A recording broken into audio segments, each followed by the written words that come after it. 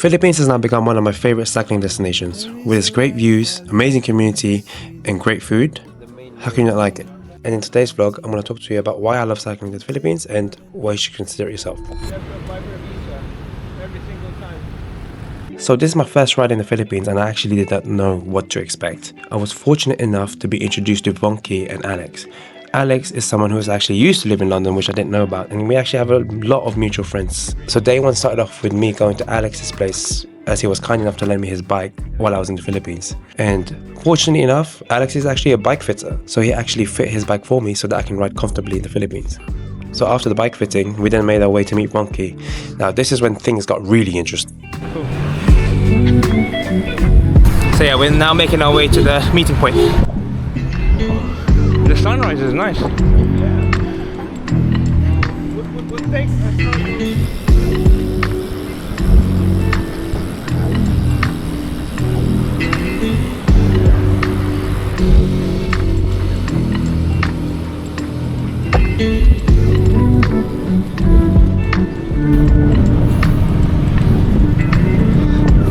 cycling here is actually so nice, and it's like so early in the morning, it's still quite empty.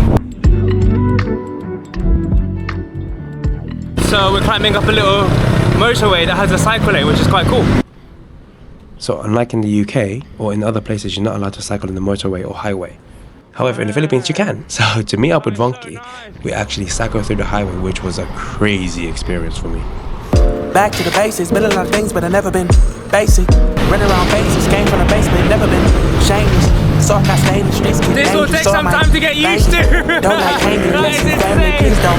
This is such a wide road. What you claiming, what you saying, what you about, and what you need. I'm at the house, ain't at the club. I'm really chilling with my seed. I love my poppy, put me on. I'm really chilling with OGs. Don't test my gangster, think I'm bitch made. We gon' fuck around. Tryna be here for a while in the good. This is mad. Mary, I look fine. Good people, times, and good wine. Good wine, good wine, good wine, good wine. Tryna be here for a while in a good time. When we ain't stressed out, just good wine. When I look in the mirror, I look fine. Good people, times, and good wine. Good wine, good wine, good wine, good wine.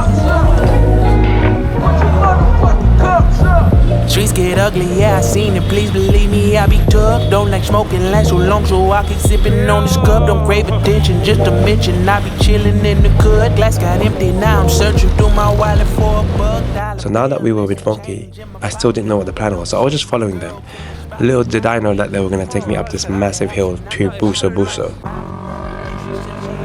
So we're doing a 3-kilometer climb, and it is so hard with the heat. Oh my god, and these guys are like just doing it with ease. Oh my god. So apparently Buso Buso is a typical cycling route a lot of cyclists in the Philippines take, and it's a very hilly route. There was a 3 km climb that we had to get to the top. Now 3 kilometers is not a lot, but for someone who's coming from a cold climate, the heat and the humidity made it a lot harder.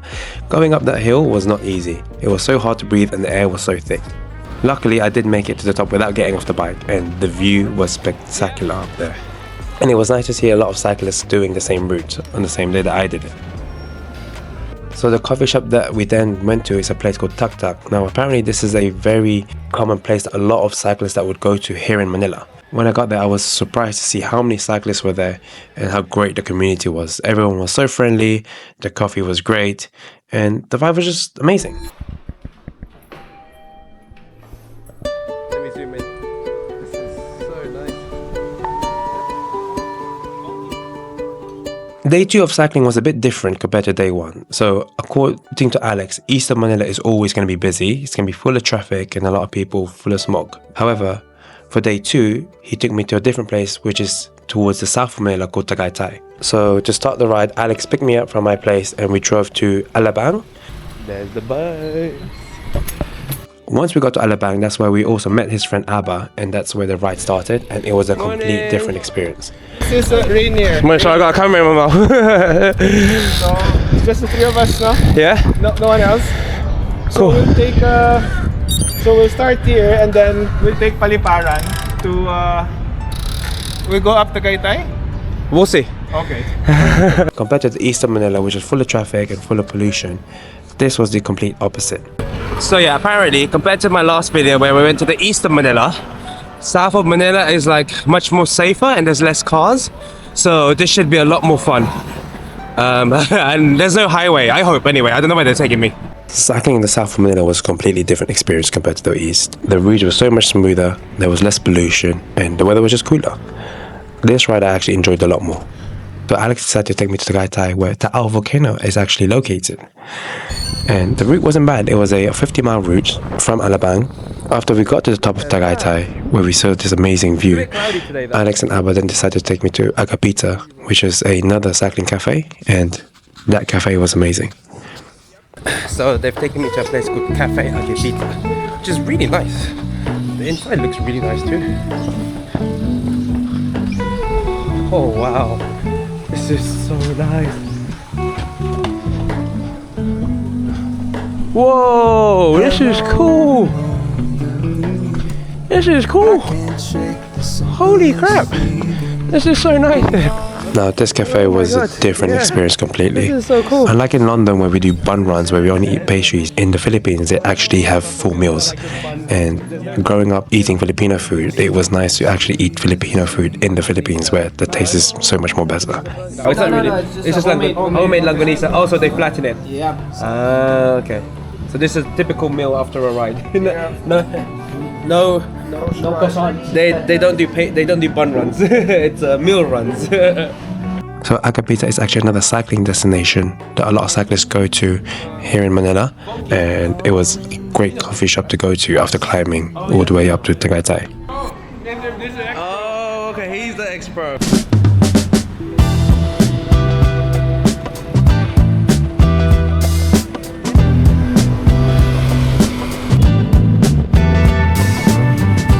So this is the last day that I'll be cycling in Manila, and I didn't know where to go. So Alex just said, why not we just check out the most cycling scene in MOA, also known as Mall of Asia. And to my surprise, it was actually a nice scene. I got to meet people from Talong CC, which was great. And what's nice is that certain cycling routes, you will actually see a lot of photographers taking pictures of cyclists. So here are some nice shots of me taken by these photographers.